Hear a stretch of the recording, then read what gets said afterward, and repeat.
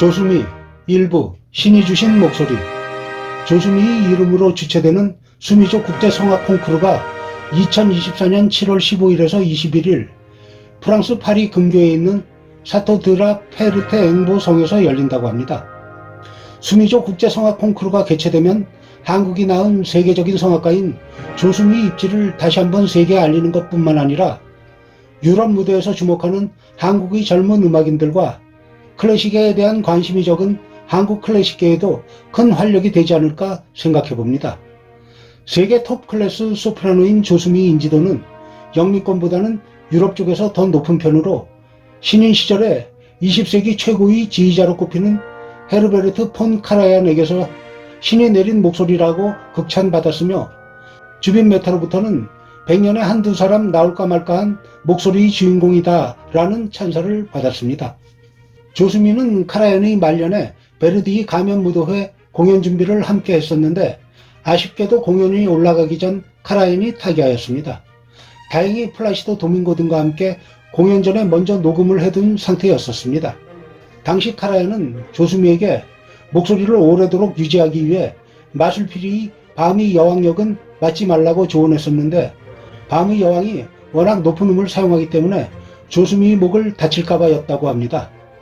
그런데 조수미가 밤의 여왕을 녹음한 게 있는데 카라얀 사후인 1991년, 92년, 93년 3년 동안 연속해서 게오르그 솔티, 아르맹 조르당, 아놀드 웨스트만의 지휘로 데카와 에라토 네이블로 마술피리의 밤의 여왕이 각각 3개가 녹음되어 나왔는데 이는 세계적으로 유례가 없는 일로 한 회사와 오페라 전곡을 녹음한 가수는 3에서 5년간 다른 레이블과는 같은 오페라를 녹음할 수 없는 것이 일반적인 계약 조건입니다. 당시 조수미는 에라토와 마술피리 녹음 계약을 마친 상태였는데 데카와 계약 중이던 솔티가 조수미에게 오디션을 요청하고 오디션 후 솔티가 적극적으로 에라토를 설득하여 성사된 일로 솔티는 75세인 자신의 마지막 마술피리가 될지도 모르는 녹음에 내가 그토록 원했던 목소리 밤의 여왕과 함께하고 싶다는 편지를 에라토사에 보내 결국 완강하던 에라토사의 허락을 얻어내어서 성사된 녹음이었습니다. 녹음이 완료된 후 솔티는 조수미에게 내가 만난 최고의 밤의 여왕이라는 찬사를 보냈습니다. 또한 1993년 영국 로열 오페라 하우스에서 마술피리 밤의 여왕을 15회 공연 중에서 무려 10회를 출연하였습니다. 그 밤의 여왕으로 인해 디아나 담나우와 비교되기도 하는데 기교와 음정은 조수미가 우세하지만 연기력은 담나우가 우세하다는 의견이 많습니다. 그 이유는 좀 더 서정적이고 안정감이 느껴지는 리릭 코로라투라인 조수미의 음색이 드라마틱 코로라투라에게 잘 맞는 밤의 여왕과는 잘 안 맞기도 해서이기도 하며 또 조수미와 담나우는 나이가 10년 정도 차이가 나면서 데뷔한 시점도 10년 이상의 차이가 나기 때문에 기교와 음정을 중요시하던 무대에서 연기적인 요소를 더 많이 원하는 무대로 바뀐 영향도 있지 않을까 생각합니다.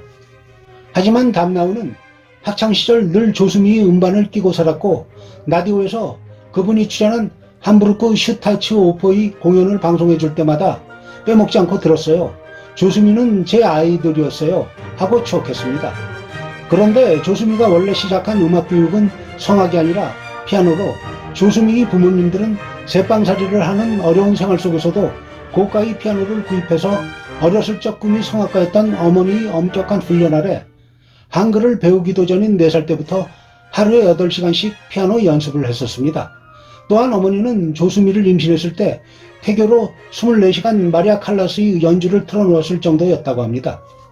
경상남도 창원군 동면에서 태어나 서울에서 자란 조수미의 본래 이름은 조수경이었는데 영어 표기와 외국인의 보편적인 발음으로는 경은 발음이 조금 어려웠기 때문에 미로 개명한 것이며 금성초등학교 4학년 때 KBS에서 주최한 전국 어린이 노래자랑에 나가서 연말 결선까지 진출했으나 준우승에 그쳤는데 거기에서 조수미의 일생이 결정되는 계기가 된 선화예중의 교사였던 스승 유병무를 만나게 됩니다.